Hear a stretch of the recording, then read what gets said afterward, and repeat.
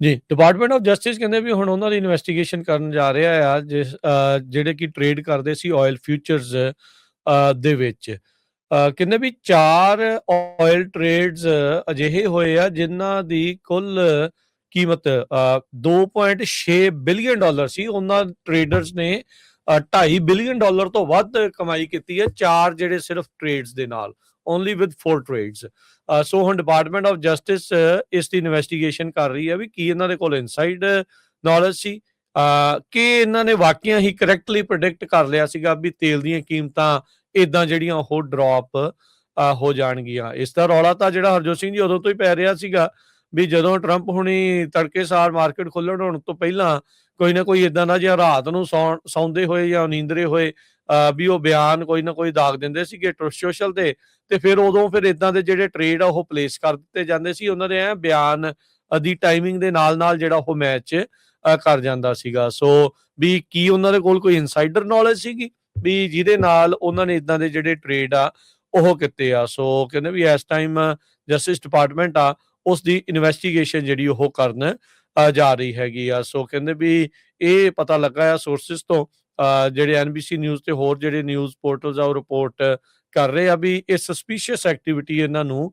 ਇਸ ਦੇ ਵਿੱਚ ਸ਼ੱਕ ਜਿਹੜਾ ਉਹ ਨਜ਼ਰ ਆ ਰਿਹਾ ਹੈਗਾ ਆ। ਸੋ ਕਹਿੰਦੇ ਵੀ ਇਹ ਆਇਲ ਟ੍ਰੇਡ ਉਦੋਂ ਹੀ ਹੁੰਦੇ ਸੀਗੇ ਜਦੋਂ ਟਰੰਪ ਅਟੈਕਸ ਡਿਲੇ ਕਰਦੇ ਸੀਗੇ ਈਰਾਨ ਦੀਆਂ ਪਾਵਰ ਗ੍ਰਿਡ ਦੇ ਉੱਤੇ, ਜਾਂ ਫਿਰ ਜਦੋਂ ਸੀਜ਼ ਫਾਇਰ ਦੀ ਗੱਲਬਾਤ ਸ਼ੁਰੂ ਹੋਣੀ ਸੀਗੀ ਉਦੋਂ, ਤੇ ਜਿਹੜੀਆਂ ਸਟ੍ਰੇਟ ਆਫ ਹਾਰਮਜ਼ ਨੂੰ ਲੈ ਕੇ ਇਦਾਂ ਦੀਆਂ ਸੀਗੀਆਂ।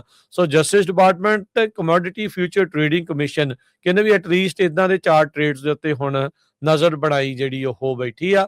ਤੇ ਮਾਰਚ ਤੇ ਅਪ੍ਰੈਲ ਦੇ ਮਹੀਨੇ ਦੇ ਵਿੱਚ ਹੋਇਆ ਸੀਗਾ ਆਇਲ ਫਿਊਚਰ ਦੇ ਉੱਤੇ ਬੈਟਿੰਗ ਕਰਕੇ ਇਹਨਾਂ ਨੇ 4 ਟ੍ਰੇਡਸ ਦੇ ਵਿੱਚ $2.6 ਬਿਲੀਅਨ ਜਿਹੜੇ ਆ ਉਹ ਉਹਨਾਂ ਨੇ ਕਮਾਈ ਕੀਤੀ ਆ। ਸੋ US ਅਟਾਰਨੀ ਜਿਹੜੇ office southern district of New York, ਉਹਨਾਂ ਦੇ ਜਿਹੜੇ ਅਟਾਰਨੀ ਆ US ਅਟਾਰਨੀ ਆਫਿਸ ਇਸ ਪੂਰੀ ਇਨਵੈਸਟੀਗੇਸ਼ਨ ਨੂੰ ਲੀਡ ਕਰਨ ਜਿਹੜੇ ਉਹ ਜਾ ਰਹੇ ਹੈਗੇ ਆ। ਸੋ ਦੇਖਦੇ ਆ ਅੱਗੇ ਕੀ ਬਣਦਾ। ਜਿਹੜੇ ਵੀ ਕੰਪਨੀਆਂ ਕਹਿ ਲਓ ਵੀ US ਕਰੂਡ ਆਇਲ ਫਿਊਚਰ ਦੇ ਉੱਤੇ ਟ੍ਰੇਡ ਕਰਦੀਆਂ, ਉਹਨਾਂ ਨੇ ਇਸ ਦੇ ਉੱਤੇ ਕੋਈ ਟਿੱਪਣੀ ਕਰਨ ਤੋਂ ਹਾਲ ਦੀ ਘੜੀ ਨਾ ਕਰ ਦਿੱਤੀ ਆ। ਜੀ, ਡਿਪਾਰਟਮੈਂਟ ਆਫ ਜਸਟਿਸ ਕਹਿੰਦੇ ਵੀ ਹੁਣ ਉਹਨਾਂ ਦੀ ਇਨਵੈਸਟੀਗੇਸ਼ਨ ਕਰਨ ਜਾ ਰਿਹਾ ਆ ਜਿਹੜੇ ਕਿ ਟ੍ਰੇਡ ਕਰਦੇ ਸੀ ਆਇਲ ਫਿਊਚਰਸ ਦੇ ਵਿੱਚ। ਕਹਿੰਦੇ ਵੀ 4 ਆਇਲ ਟ੍ਰੇਡਸ ਅਜਿਹੇ ਹੋਏ ਆ ਜਿਨ੍ਹਾਂ ਦੀ ਕੁੱਲ ਕੀਮਤ $2.6 ਬਿਲੀਅਨ ਸੀ। ਉਹਨਾਂ ਟ੍ਰੇਡਰਸ ਨੇ 2.5 ਬਿਲੀਅਨ ਡਾਲਰ ਤੋਂ ਵੱਧ ਕਮਾਈ ਕੀਤੀ ਹੈ 4 ਜਿਹੜੇ ਸਿਰਫ ਟ੍ਰੇਡਸ ਦੇ ਨਾਲ, ਓਨਲੀ ਵਿਦ 4 ਟ੍ਰੇਡਸ। ਸੋ ਹੁਣ ਡਿਪਾਰਟਮੈਂਟ ਆਫ ਜਸਟਿਸ ਇਸ ਦੀ ਇਨਵੈਸਟੀਗੇਸ਼ਨ ਕਰ ਰਹੀ ਹੈ ਵੀ ਕੀ ਇਹਨਾਂ ਦੇ ਕੋਲ ਇਨਸਾਈਡ ਨੌਲੇਜ ਸੀ, ਕਿ ਇਹਨਾਂ ਨੇ ਵਾਕਿਆ ਹੀ ਕਰੈਕਟਲੀ ਪ੍ਰੈਡਿਕਟ ਕਰ ਲਿਆ ਸੀਗਾ ਵੀ ਤੇਲ ਦੀਆਂ ਕੀਮਤਾਂ ਇਦਾਂ ਜਿਹੜੀਆਂ ਉਹ ਡ੍ਰੌਪ ਹੋ ਜਾਣਗੀਆਂ। ਇਸ ਦਾ ਰੌਲਾ ਤਾਂ ਜਿਹੜਾ ਹਰਜੋਤ ਸਿੰਘ ਜੀ ਉਦੋਂ ਤੋਂ ਹੀ ਪੈ ਰਿਹਾ ਸੀਗਾ ਵੀ ਜਦੋਂ ਟਰੰਪ ਹੁਣੀ ਤੜਕੇਸਾਰ ਮਾਰਕੀਟ ਖੁੱਲ੍ਹਣ ਹੋਣ ਤੋਂ ਪਹਿਲਾਂ ਕੋਈ ਨਾ ਕੋਈ ਇਦਾਂ ਦਾ ਜਿਹਾ ਰਾਤ ਨੂੰ ਸੌਂਦੇ ਹੋਏ ਜਾਂ ਨੀਂਦਰੇ ਹੋਏ ਵੀ ਉਹ ਬਿਆਨ ਕੋਈ ਨਾ ਕੋਈ ਦਾਗ ਦਿੰਦੇ ਸੀਗੇ ਸੋਸ਼ਲ ਤੇ ਫਿਰ ਉਦੋਂ ਫਿਰ ਇਦਾਂ ਦੇ ਜਿਹੜੇ ਟ੍ਰੇਡ ਆ ਉਹ ਪਲੇਸ ਕਰ ਦਿੱਤੇ ਜਾਂਦੇ ਸੀ। ਉਹਨਾਂ ਦੇ ਬਿਆਨ ਦੀ ਟਾਈਮਿੰਗ ਦੇ ਨਾਲ ਜਿਹੜਾ ਉਹ ਮੈਚ ਕਰ ਜਾਂਦਾ ਸੀਗਾ। ਸੋ ਵੀ ਕੀ ਉਹਨਾਂ ਦੇ ਕੋਲ ਕੋਈ ਇਨਸਾਈਡਰ ਨੌਲੇਜ ਸੀਗੀ ਵੀ ਜਿਹਦੇ ਨਾਲ ਉਹਨਾਂ ਨੇ ਇਦਾਂ ਦੇ ਜਿਹੜੇ ਟ੍ਰੇਡ ਆ ਉਹ ਕੀਤੇ ਆ। ਸੋ ਕਹਿੰਦੇ ਵੀ ਇਸ ਟਾਈਮ ਜਸਟਿਸ ਡਿਪਾਰਟਮੈਂਟ ਆ ਉਸ ਦੀ ਇਨਵੈਸਟੀਗੇਸ਼ਨ ਜਿਹੜੀ ਉਹ ਕਰਨ ਜਾ ਰਹੀ ਹੈਗੀ ਆ। ਸੋ ਕਹਿੰਦੇ ਵੀ ਇਹ ਪਤਾ ਲੱਗਾ ਆ ਸੋਰਸਿਸ ਤੋਂ, ਜਿਹੜੇ NBC ਨਿਊਜ਼ ਤੇ ਹੋਰ ਜਿਹੜੇ ਨਿਊਜ਼ ਪੋਰਟਲਸ ਆ ਉਹ ਰਿਪੋਰਟ ਕਰ ਰਹੇ ਆ ਵੀ ਇਹ ਸਸਪੀਸ਼ੀਅਸ ਐਕਟੀਵਿਟੀ ਇਹਨਾਂ ਨੂੰ ਇਸ ਦੇ ਵਿੱਚ ਸ਼ੱਕ ਜਿਹੜਾ ਉਹ ਨਜ਼ਰ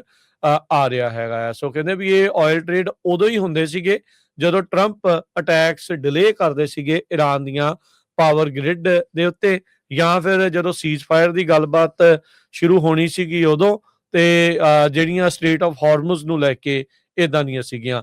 ਸੋ justice department commodity future trading commission ਕਹਿੰਦੇ ਵੀ ਐਟਲੀਸਟ ਇਦਾਂ ਦੇ 4 ਟ੍ਰੇਡਸ ਦੇ ਉੱਤੇ ਹੁਣ ਨਜ਼ਰ ਬਣਾਈ ਜਿਹੜੀ ਉਹ ਬੈਠੀ ਆ। ਤੇ ਮਾਰਚ ਤੇ ਅਪ੍ਰੈਲ ਦੇ ਮਹੀਨੇ ਦੇ ਵਿੱਚ ਹੋਇਆ ਸੀਗਾ ਆਇਲ ਫਿਊਚਰ ਦੇ ਉੱਤੇ ਬੈਟਿੰਗ ਕਰਕੇ ਇਹਨਾਂ ਨੇ 4 ਟ੍ਰੇਡਸ ਦੇ ਵਿੱਚ $2.6 ਬਿਲੀਅਨ ਜਿਹੜੇ ਆ ਉਹ ਉਹਨਾਂ ਨੇ ਕਮਾਈ ਕੀਤੀ ਆ। ਸੋ US ਅਟਾਰਨੀ ਜਿਹੜੇ office southern district of New York, ਉਹਨਾਂ ਦੇ ਜਿਹੜੇ ਅਟਾਰਨੀ ਆ US ਅਟਾਰਨੀ ਆਫਿਸ ਇਸ ਪੂਰੀ ਇਨਵੈਸਟੀਗੇਸ਼ਨ ਨੂੰ ਲੀਡ ਕਰਨ ਜਿਹੜੇ ਉਹ ਜਾ ਰਹੇ ਹੈਗੇ ਆ। ਸੋ ਦੇਖਦੇ ਆ ਅੱਗੇ ਕੀ ਬਣਦਾ। ਜਿਹੜੇ ਵੀ ਕੰਪਨੀਆਂ ਕਹਿ ਲਓ ਵੀ ਯੂਐਸ ਕਰੂਡ ਆਇਲ ਫਿਊਚਰ ਦੇ ਉੱਤੇ ਟ੍ਰੇਡ ਕਰਦੀਆਂ, ਉਹਨਾਂ ਨੇ ਇਸ ਦੇ ਉੱਤੇ ਕੋਈ ਟਿੱਪਣੀ ਕਰਨ ਤੋਂ ਹਾਲ ਦੀ ਘੜੀ ਨਾ ਕਰ ਦਿੱਤੀ ਹੈ।